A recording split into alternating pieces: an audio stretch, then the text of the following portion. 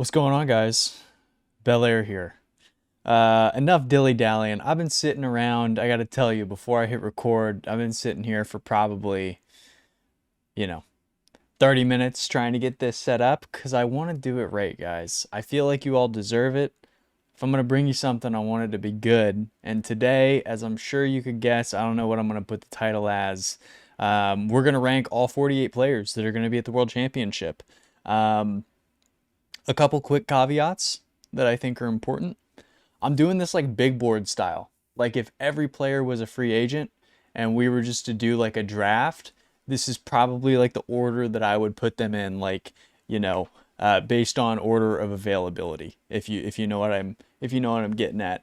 Some things I'm considering: results, skill, age and growth, and intangible stuff like, how much I think they improve or are quality on a LAN environment or a stage as opposed to, anybody else.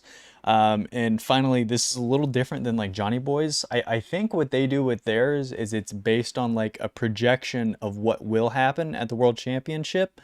So like if they have exotic fourth, you're like, oh, well, it's because BDS must have won the World Championship. I'm not doing that at all. I'm doing it like today. Like, and again, just big board. So, um, the last thing I want to say is, this is subjective, right? Like, this is my opinion on stuff. I'm sure that you have different opinions, and if I am spot on with anything or if you disagree, uh, please let me know your argument below. I'm sure we're going to vary just drastically on some of this stuff, and I can't wait to read the comments that are like, are you kidding? You don't have to die for in an S plus tier? He's the best player that the region has ever seen. Like, are you stupid? Yes, I am. But also, I probably have him a little bit lower than you, fan out there. And like, I want to say, like, are you okay? Like, that was a really strong reaction to die for. Like, I'm a fan too, but like maybe you should reassess like kind of where you're putting your anger. But without further ado, let's go ahead and get right into this. You can see we have it broken out into 1, 2, 3, 4, 5 tiers, and I went crazy on the names, guys. Thought really long and hard about these. I got my little list to the side, and some of these I have starred to show you the players that I struggled with the most. And I'm going to put these in order too. Hopefully, let me go back over and check his OBS. All right, we're good. We're just going to roll the dice on this one. Like, hopefully it all works out. Okay, where should we start? How about we start with somebody like Rawas? Rawas is going to be S plus tier. The way I'm kind of thinking about this is like foundational pillars, superstars, stars, all stars, and role players, like as a basketball analogy. Although that's not totally fair because, like, what virtuoso means to his team in the region, like through that prism, probably puts him much higher on the list than I have him. But it's kind of the sliding scales. Rawas, one of the two twins, I think the better of the two. I said a couple videos back, I did something on Falcons a couple weeks ago, and I think I had said if they win the World Championship, maybe it was before the Spring Major, excuse me, the London Major. If they were able to win a world championship or a LAN event, I think there's a strong conversation for him being considered the best player in the world. Are they going to reach that summit? Do I have one of his teammates higher on this list? Maybe. I guess you'll have to wait and find out. So that's where I have Rawas. I'm going to be doing, by the way, like a fuller, not to just make the entire start of this video incredibly long-winded. I'm going to make the entire, a whole other video that I'm doing a bunch of setup and stuff on. That's going to come out before the World Championship, where we're going to dive a lot further into each of these individual players and their stats and their story, kind of getting to hear like the storyline and the season for each of them. So if you're interested in something like that, I don't think I've ever asked this in a video before, but maybe subscribe and then you'll catch that video when it comes out. I think the way I'm going to do this so that I can like break this out for the video is just do them by tiers. So I'm actually going to start from the bottom, I think, and work my way up. I think that makes sense. So yeah, let's go ahead and do it. I'm not going to start from the bottom, actually. Let's go A tier. How about we go right down the center, guys? Right down the gut. At the top of this list, I'm going to put large Oscar. Oski from Oxygen. Legit shooter, really showed his stuff at an early age, at the beginning of his career with Team Liquid. Atau, of course, has gone on to become part of Carmine Corps, and I really struggled with that Team Liquid squad. I feel like I waffled every event where it was like, Oski's the best player, Atau's the best player, Oski's the best player, Chronic is the best player? I think it's one of the other two. And ultimately, I think I've decided that Atau, I think, is just a more well-rounded player who can be impactful in more spots. But I got to tell you, Johnny Boy had been posting some 2v2s recently. And Joyo and Oski went on a tear, which is one of the things that gives me a lot of faith in this team heading into this event to perform beyond their means. And the other, of course, was the way that they kind of ran through league play and SSL. So we got Oski leading the A tier. Coming up behind him is somebody that I got to tell you, I really struggled with. And I'm sure that's something that I'm going to say throughout this video. But Radosin, I feel like this is fair for him and where he finds himself at this point in his career. If you were to build a team around Radosin, I don't think that you would be contending for world championships. I also don't really know if you would make a LAN. He was on Williams Resolve before this. At least that's what I think Resolve was called at the time. With Sazin and somebody else who will come to me in a second. I can see his face, I just can't remember his name.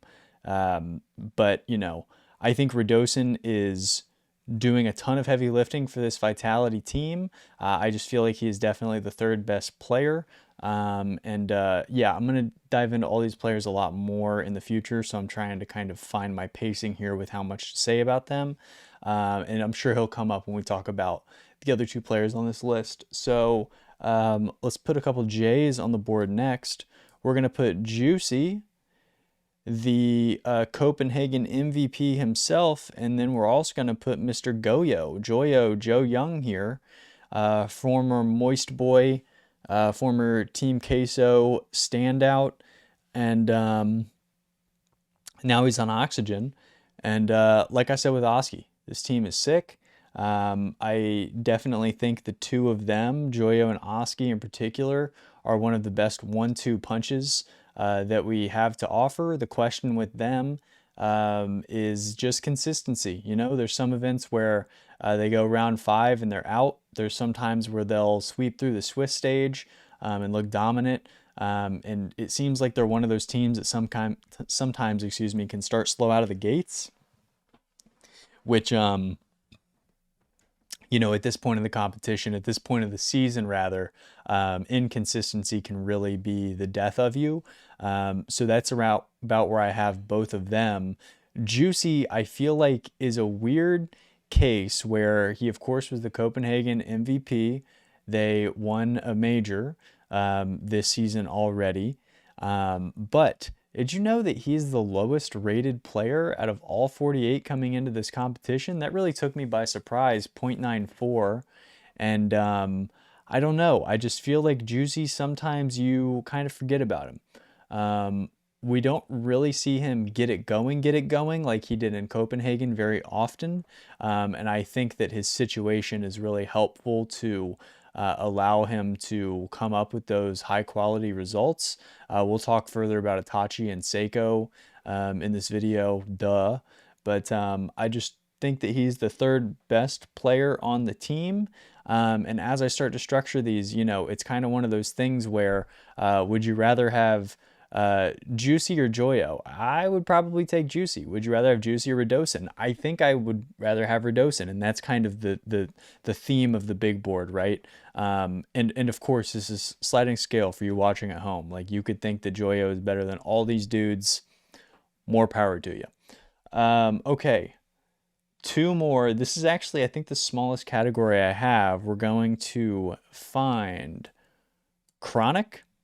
And we're also going to put Lost in here. What do you think about this category? I feel like this is a pretty solid one, pretty proud of it. I feel like all of these players are fairly synonymous with one another. One of the players that I had with a star next to their name was Chronic. I got to tell you, I slid him all over this board, and ultimately I felt like this was a fair place to put him. I feel like what Gingy asks him to do is a little outside of what you would want from him in an ideal situation, where he's more of an on-ball shooter, where here they kind of ask him to do a lot of intangible stuff. But man, I'm gonna put out another video before Worlds happens, kind of ranking the teams and giving like my final thoughts before we get into it. But Gingy is creeping up my board. I was watching some Chronic YouTube videos, and of course, ranked 2v2 is definitely the spot where you should change your mind on players going into the World Championship.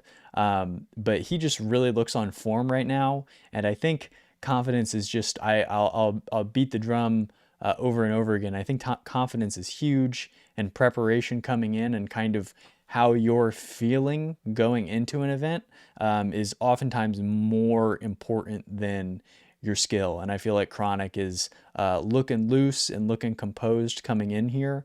So I think that's a good spot for him. Lost is a little bit of a conundrum for me. I really don't have too much to say that I haven't said about him in the past. He's somebody like Exotic, who there are certain series where he's the best player on Furia, and then there's other times where he is just not that. I think the challenging thing for Furia is that there are three players who previously were all #1 options, and it can be kind of tough to thread the needle on how you break down who does what and who is responsible for what. A version of that has worked out incredibly well is G2, but there's a reason that we don't have a lot of G2s in the world. Let's drop down here and do, we'll go A, B, C, and then we'll work our way back up. How about that? At the top of the B tier, Lost's teammate, Drufinho here, one of the better KBM players in the world. Brings a lot of intangibles. We know how animated he can get, and I think that's big for taking some of the gravity of the in-person event off of somebody like Yan, who really is a technician. You want him to be focused in, and he can kind of feed off of the crowd sometimes, the same as Lost. Like, that's what makes Furia one of the most exciting teams in the world. But I really feel like Drufinho, while he might be the player who is asked to do more dirty work than the others, super physical, always trying to move in straight lines and keep momentum so that he can get, glancing physical hits on players to get them off the ball. He's really great at getting demos. He kind of rotates back and forth in like line drive fashions across the pitch in a way that kind of allows him to disrupt the opposition's play and what they're trying to do, but can kind of struggle to find his spots at points, especially when Lost and Yan are both very good at taking things by themselves. Drufinho is sometimes doing some cleanup work and really trying to just, elevate his teammates. And there's a Nat that is featured in this video. I will eliminate you, sir. But yeah, that's where I have Drufinho.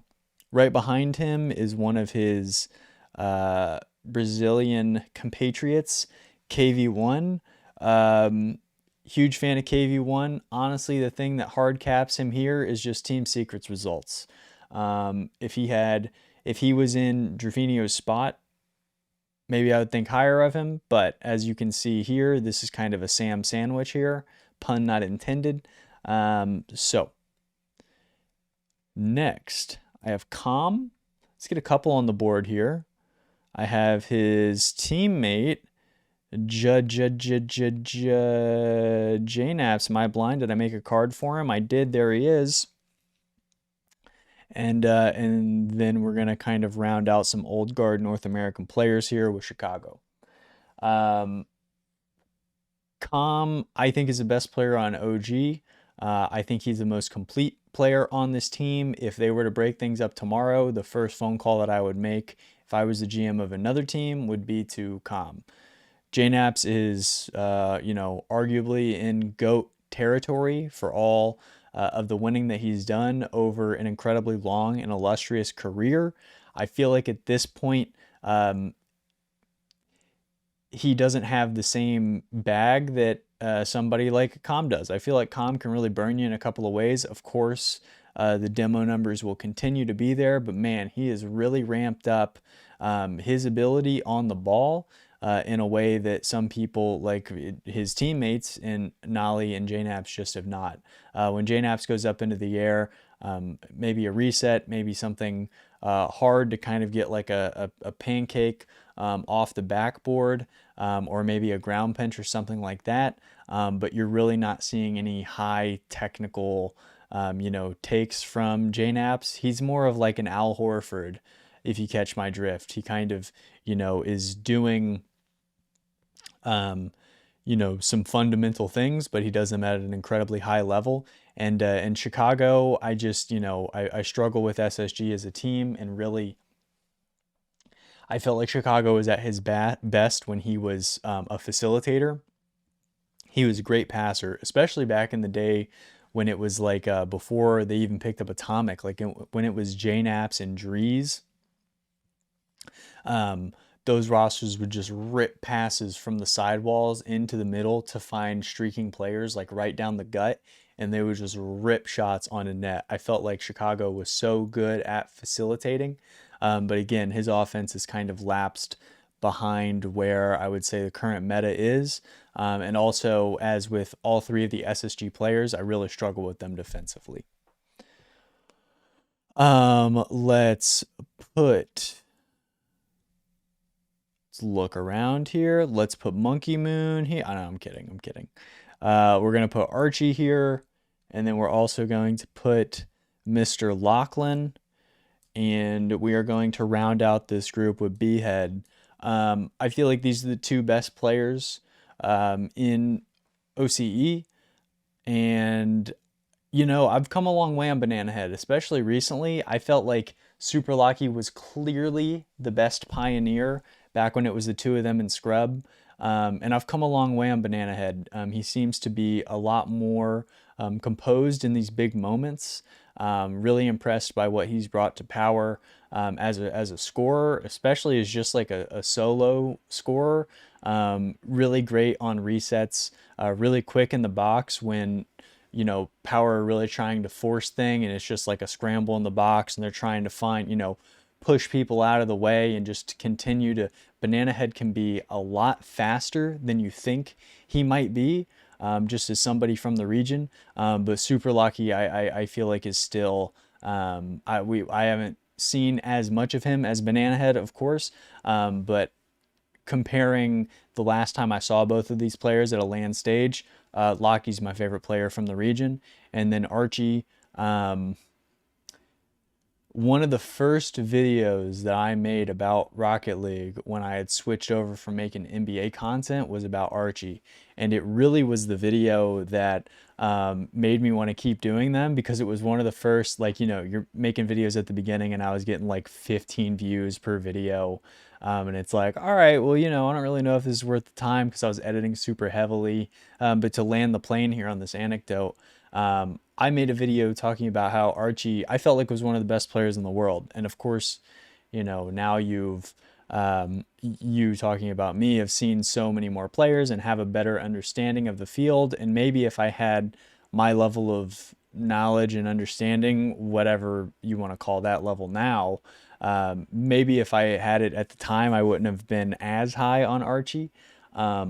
But I feel like his career has been a lot more sizzle than it has been steak. Maybe this isn't the fair place to start, but it's just where my brain is at. Like, I remember there was this one podcast, Chalkcast, where Archie was on, and he was kind of dumping on some of his teammates and former teammates, I mean. And then I even remember when he was on loan to... was it Endpoint, when he was technically on Semper, but he got loaned to Endpoint when it was him, Wave and Relating Wave and Metzenaris. And I remember he totally gave up in a couple of those series down the stretch, and it kind of soured my opinion on Archie. I do still think that he is incredibly gifted. Out of all of the players who could potentially make a top four, he's my lowest rated, I think. But statistically, he's still pretty excellent, especially in the shooting percentage category. He's finishing at a high clip. That's mostly because Oski and Joyo make it pretty easy for him to finish off of some of the wizardry that they can create.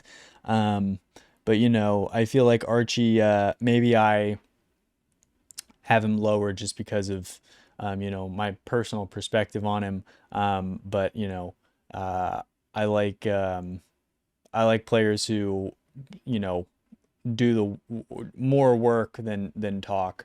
And I feel like as far as this list goes, not that he's like egregious or anything, but Archie's pretty high in the opposite direction. All right, C tier, quite a few here. I don't know if I'm gonna do a whole thing on each of these. How long is this video? We're already at 21 minutes. It's not that bad. Yeah, let's put them on the board here, and then we'll just kind of see where we end up. To lead us off here, the Hawkster. Then we got Brad. And then we're going to go Nolly, who I flip-flopped on so many times. Have I missed any stars? Yeah, there's one more star in this list. Star meaning players that as I was doing this, flip-flopped on the most. I've spent a couple hours making this over the last couple of days. And if I did it tomorrow or in an hour, the list would slide around. Every time I would look at this, the position of players would change. So, sue me if I have it a little different. But this is the live content that you guys are here for.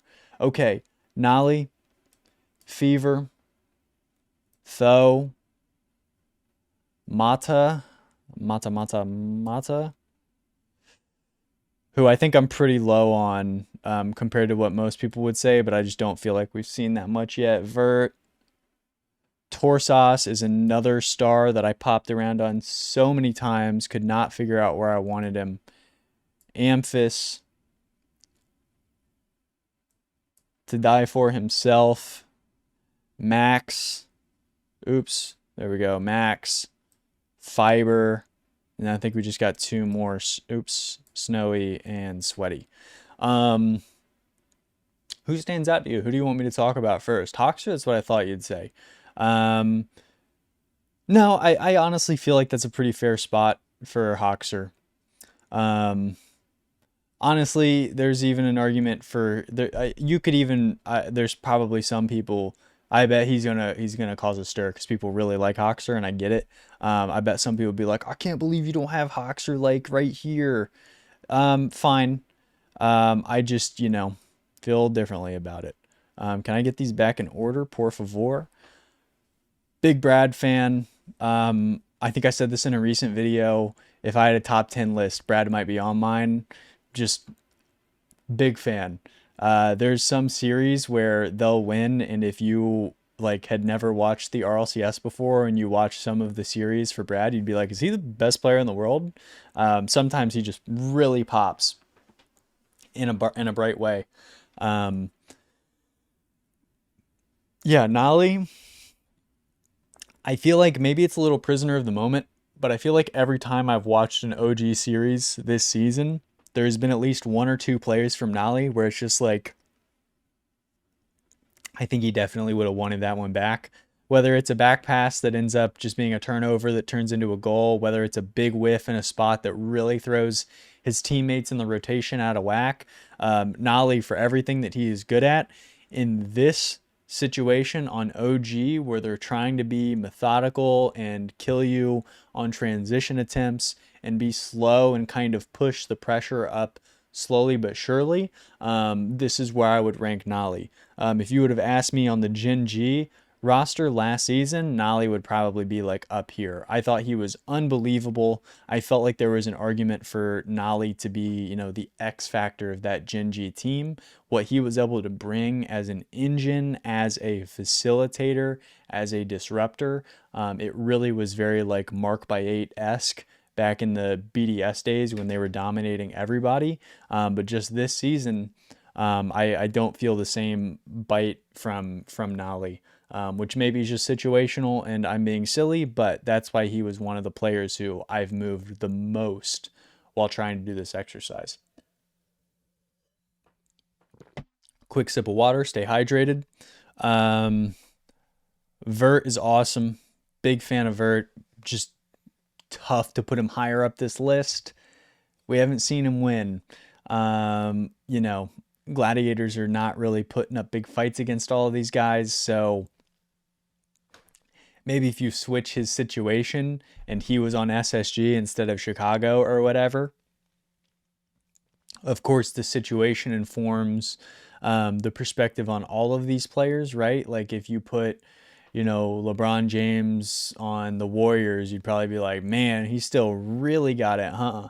Because that team would probably be better. It's not my best example in the world, but I think you understand what I'm getting at. For Vert to be on this team, it's just kind of tough to put him higher. Mata, he really came up with a buzz. And I remember one of the people who I do the Wave Dash podcast with, Corrupt, is a big Mata guy. At least he was when he was coming up, super mechanical, kind of the next wave in South America. We just haven't seen the results from him. I feel like he's the third best player on the team, and Team Secret don't do a lot of winning. So I feel like that's kind of the case for a lot of these guys. It's just kind of where they're found within the grand scheme of things. All right, let's move up to the S tier. Why don't we? And let's go backwards. How about that? We're going to put Exotic right here, who has a star next to him. I had Exotic all the way up to probably 7th on this list at one point. And I think this is as low as I got him. There's just a lot of good players. You know what I mean? So that's where he ended up landing. I honestly, in looking at it now, might actually put him over Alpha 54. In fact, I'm going to. I honestly might put him ahead of Drolly as well, his teammate. But Drolly, this is where like the age thing comes in. We're talking big board, right? Like, and maybe that's the argument. I'm kind of, being a hypocrite myself. Like maybe you move Mata higher just because of his age and what you think he could develop into. But no list is perfect, including this one. Drolly does. If there was a count of the amount of times that my draw has dropped per player this season, Drolly's top 3, top 5. Sometimes he just finds these angles where there was this one that I just cannot get out of my memory. I can't remember who the opponent was, but he finds himself up the sidewall. Somebody tried to clear it, like get one of those, clean clears where you're on your own backboard and the ball is coming towards you and they try to just like crank it out. And he was waiting on the sidewall and he came off and like turned his car at the perfect angle and just absolutely ripped a shot upper 90, and it was like pixel perfect placement, like just in the absolute top corner of the box. And with the speed at which it was cleared, just like the bang bang nature of it, it's, you probably don't have a great understanding of what I'm trying to express right now, but Drolly is just, he can really be it. We have seen him kind of struggle in big moments. At least that's how I've perceived his kind of, play and diminishment in quality. I noted it in a video when we talked post EWC, where I don't know if he was sick or just nervous or what, but there was a couple games there where Exotic was doing a ton of heavy lifting in that event, especially as they ended off the playoffs, where I felt like Exotic might have been the best player on their team, especially in a handful of games where it kind of just felt like Drolly was there and like Monkey Moon and Exotic were seemingly winning by themselves. So, that kind of inconsistency is something that I'm cognizant of and is keeping him from being higher up this list because I think he's one of the most mechanical players in the world. Right above him, we have LJ, another mechanical beast. The defense just holds him here. He's hindered because of his inability to have a good read on situations as they're developing, especially transition defense. SSG isn't terrible. Where they really struggle, and excuse me, I had dinner before recording this, where they really struggle is in set defense, like not in transition, set defense. Great job, Beller. That was an excellent explanation of what you're trying to infer. But he just gets lost sometimes. Even in the Chronic video that I mentioned, it was if I remember correctly, it was Chronic and LJ versus, I think I'm confusing videos here. But it was Vatira. No, this was it. It was Vatira and Atau against Chronic and LJ. And I just felt like time and time again, LJ was just like not making optimal plays defensively.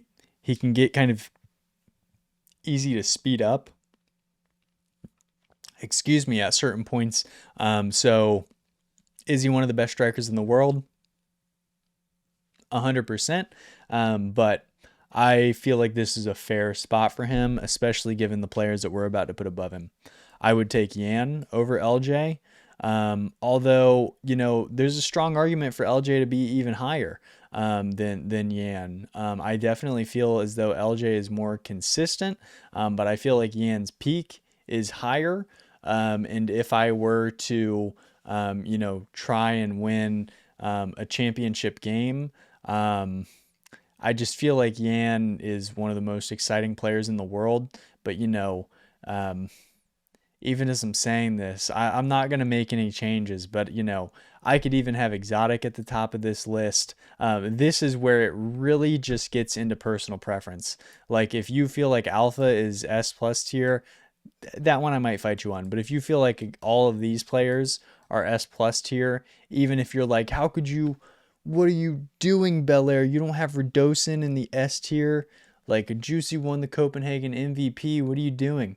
It's fine. I'm excited to have all of these discussions in the comments. I'm going to reply to every one of you if you leave something for me, because I'm really interested to hear your opinion. I, of course, am looking at always trying to inform and develop my opinion and perspective on these players, but definitely am far from perfect.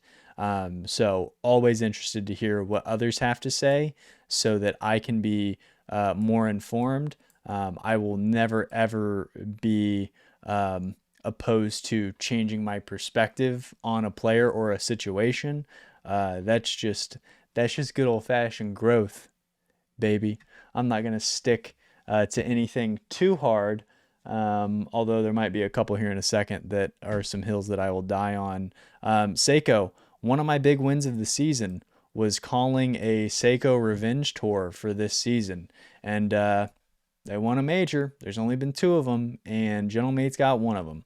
And I feel like Seiko is just like a silent assassin. I remember the last RLCS event I was at was actually, funny enough, the World Championship 2 seasons ago in Dallas Fort Worth, where we're going to have Worlds in a week here. And I remember when they won Seiko, I was like, is he actually excited about this? He was kind of just like, oh my gosh, like I can't believe we've done it. And I mean this as a compliment. He's just like so stone cold. Like even when they win big tournaments, like Itachi's going crazy and like Juicy and Eversax are like, oh my God. And Seiko's just like, yeah, like that's what I do. Um, he's a fiend, man. He's a demon. I know they had a bad EWC, but that definitely does not mean that Gentlemates are not within striking range of this competition. And one of the best things about that team is Seiko. Next, we're going to put Jack. I just feel like Jack brings a ton of intangibles. Talked about this. I had a podcast with Michael from Shiftcast, and the whole team there at Shift. I had him on the pod probably like 8 months ago now, and we did a draft of like if you were building your a brand new org and you had like a blank check, who would you go get? And Appjack was really high on my list. I just feel like, of course, there's the stuff with like him as a creator. Like, of course, as a brand and an org, you want him on your team because he's so great at stuff like that. Brings so much recognition, not only to Gen G, but to the RLCS and Rocket League as an esport and an entity all in of itself. But that is not the point of this exercise. Very few people grind like Jack does, and I feel like that is going to pay dividends in Worlds. Again, making a late run here as we head into the final corner, a little bit of a Olympics metaphor for you here. Rounding into the final corner, Gingy are really climbing up my board. By the end of things, I might have them real high going into this competition. We'll see. But I have a lot of faith in all three of these players. They've been playing a ton, putting up great results. And I feel like Jack is a big reason for that. So yeah. Who else do we got? Couple more in this S tier. Two more to be exact. Killiers. The other twin. They're actually the same player. A lot of people don't know that. And then we have Atal to round out the list. What do we say about these two? Clears is great. He's not as good as Rawas, and he's not as good as TRK. Atal is great. He can get a little lost sometimes, meaning like if you have a game where it's like a 0-0 and we're like 3.5 minutes in, sometimes Atal will just kind of coast into like not being locked in the whole time. You know what I'm saying? Like he'll kind of just, go through the motions and then be like, oh shoot, I put my team in a rough spot, where he'll just kind of like clear a ball directly to an opponent. Or he'll try and, go for a clear. He'll miss the ball and the player and just completely coast onto the other side of the pitch and leave his teammates in a 3v2 for, multiple seconds. That, of course, is being nitpicky. One of the best finishers in the RLCS, certainly at the tip top. When we're talking about mechanical players, he's got to be mentioned. A ton to love. The Carmine Core results this season definitely don't make me hotter on him. You would feel like with that much talent, they would be higher. If you want more perspective on that, go watch the Carmine Core video that we did a couple of days ago. If any of you are return viewers from that, thank you. The video did super well, which is really cool. Glad so many people enjoyed it. But yeah, he's the gatekeeper for this top tier. Again, if you want to make arguments for any of these players in the S tier, even the A tier, I would hear you out on moving them up into the S plus, but this is just how I feel about it right now. All right, S tier, we're going to go backwards. How about that? We already have Rawas.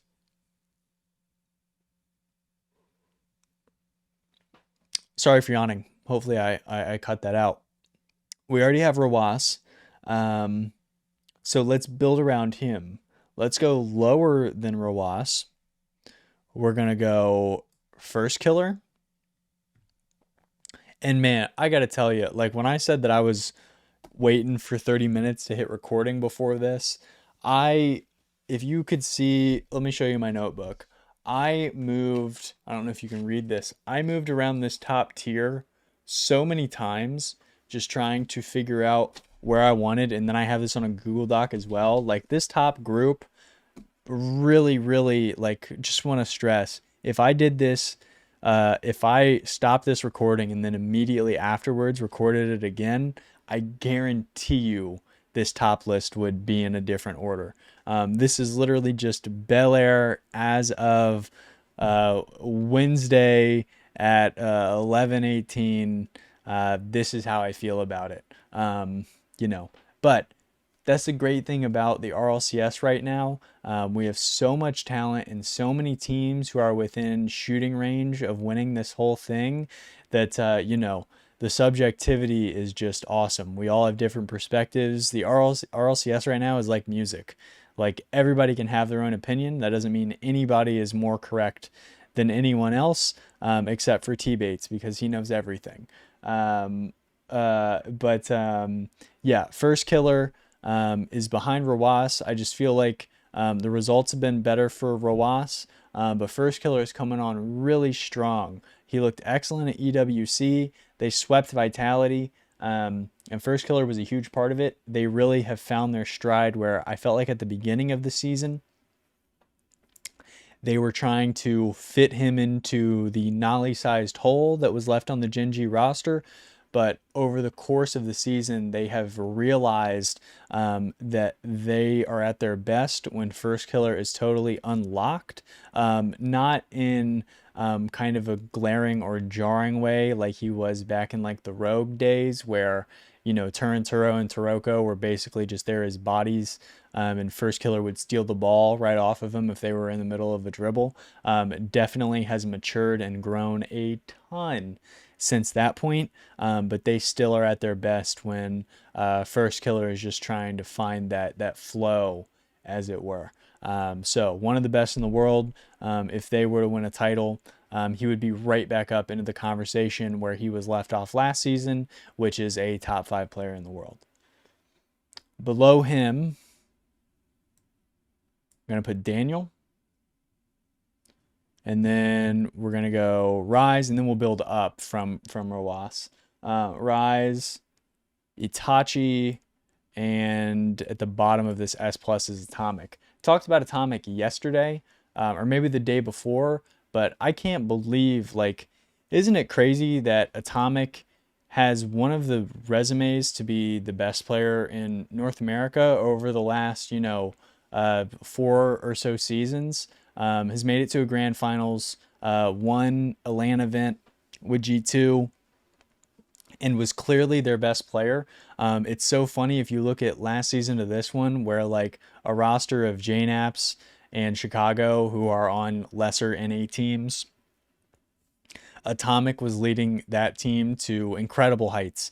And they really were like a system. And also, like we talked about in this in this video when we were in that B tier earlier, still have a lot of respect for JNAPs in Chicago. I feel like they're great players who could win at a high level, and certainly could make playoffs, playoff or even semifinal appearances with their teams, more so SSG than OG, but let's not split hairs when we're talking about Atomic here.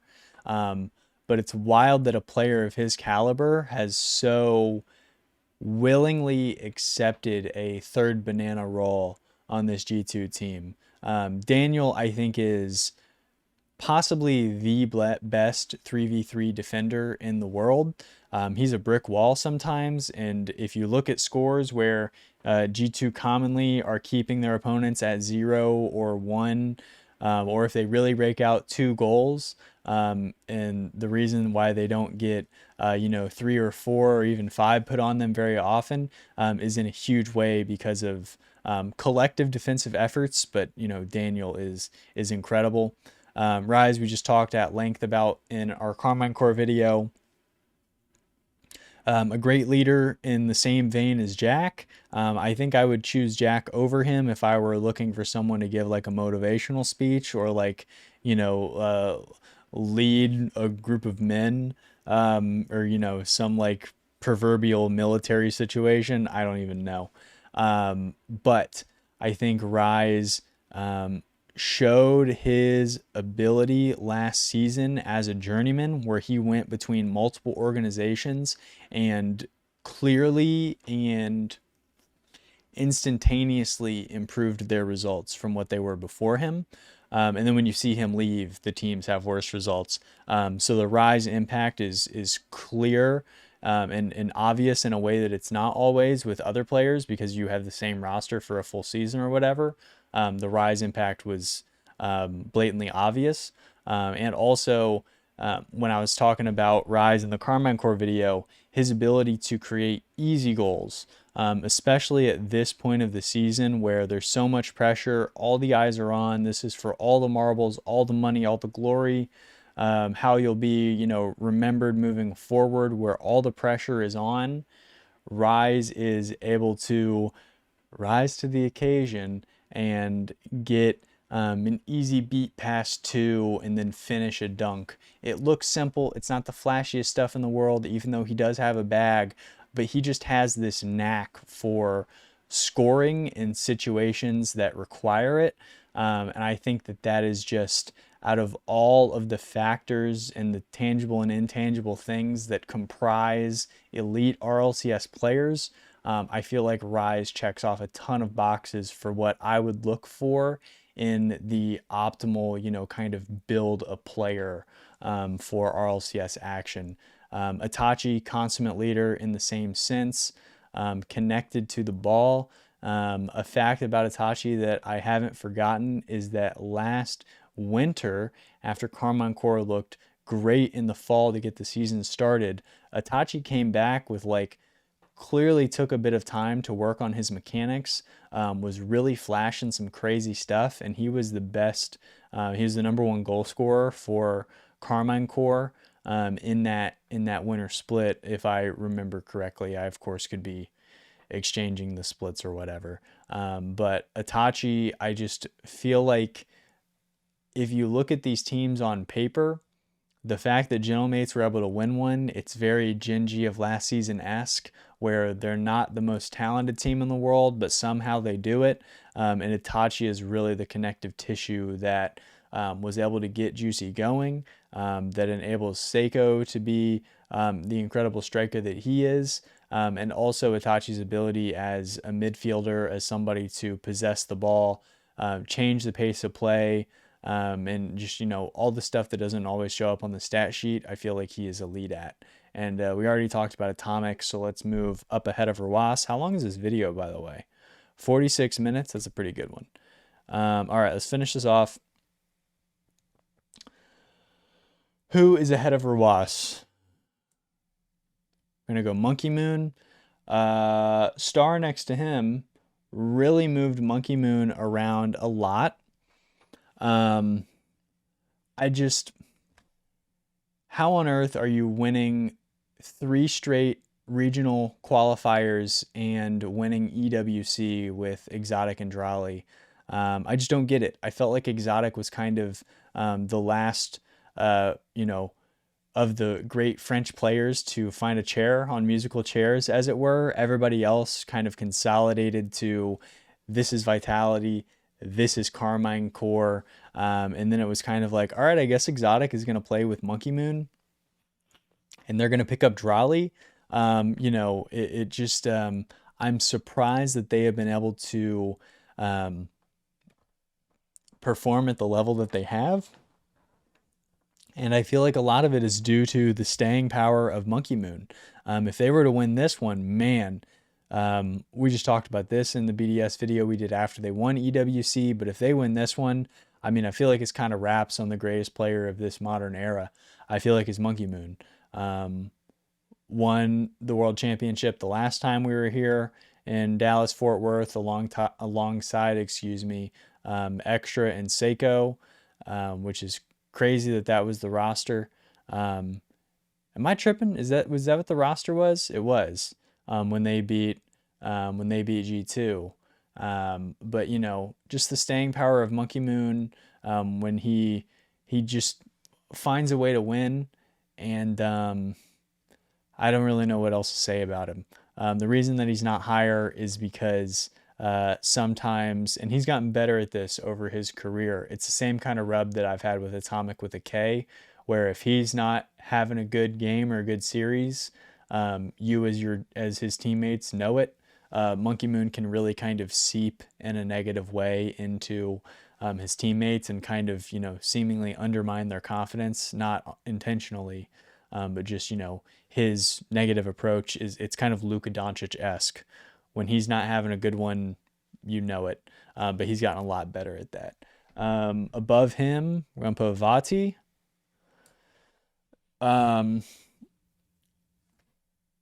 Yeah, does that need a lot of explanation? I feel like that's pretty fair.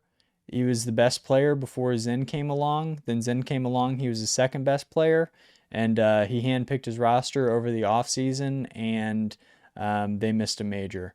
And we're not part of one of the main events. So that's where Vatira is until they prove us until they prove us otherwise. Above him, all right, I'm just gonna do it. I'm gonna put Zen. I just I'm not doing this to be controversial, guys. I feel like that's fair. Like, I'll just finish out the list because you know what it's going to be. We're going to put TRK here, and then we're going to put Beast Mode here. Um, is that not fair? Like, here, let me make the case. If it's not fair and you disagree, that's fine. Um, I hear you. Like, if you tell me that Zen is obviously number one, I would hear you out and maybe at the end of it agree with you. But just based on the results, TRK and Falcons have had better results. They just have than Vitality this season. Um, and I feel like TRK is the best player on what could be the best team in the world when it's all said and done. If Falcons win this, like, they've been right there in the chase for the other two. They were right there in the chase for EWC. And I feel like TRK has been the most consistent player. When I was going through this list, consistency was a word that kept coming up for me. And game in, game out, I know exactly what I'm getting from TRK. He's going to be solid when he's on the ball. He's going to challenge with authority. He's going to win 50s directly into his teammates' laps. He's going to be able to strike dangerously from anywhere he gets the ball on the pitch. He's really able to push the tempo, great defensively. I really just don't have a lot of holes for TRK. And Zen, sometimes we just did a video on them yesterday. If you want to hear more of my opinion on them, can get a little hero bally sometimes. And, I don't really see how he has improved, which is an unfair criticism from last season because how do you improve from being the best player in the world? But I feel like he's left a gap.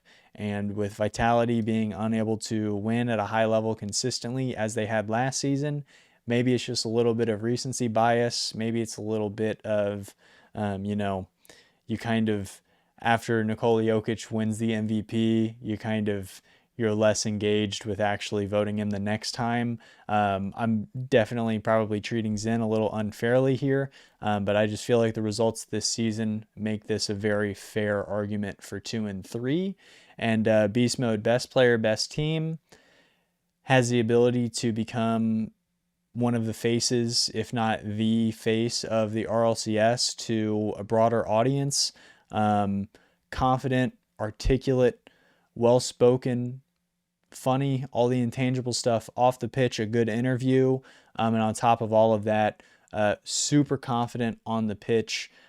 Really is just shows a level of dynamic playmaking and, kind of transcendent thinking and his ability to kind of maneuver around the pitch and make something out of plays that very few other people would even consider. I just, that's a long-winded way of saying best player, best team. And, he was considered potentially the best in the world when he was on worse teams. When he was on V1 with Calm and Torment, we were already starting to have conversations about beast mode. So, no arguments from me, but it's also my list. So let's kind of scroll down and get the full view again. Guys, that's going to be it. I ran out of water and my mouth is getting kind of dry, so I'm going to cut this here.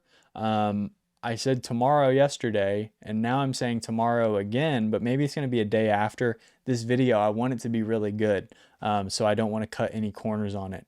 But like I said, sneak peek, I'm going to go through all the players, give their statistical breakdown, talk a little bit about their history at LANs, and also kind of go through storylines from the season and then leading into the World Championship for everybody. So tune in for that video. I'm going to dive in on these players a little bit further with some different context and more stats than I brought to this one.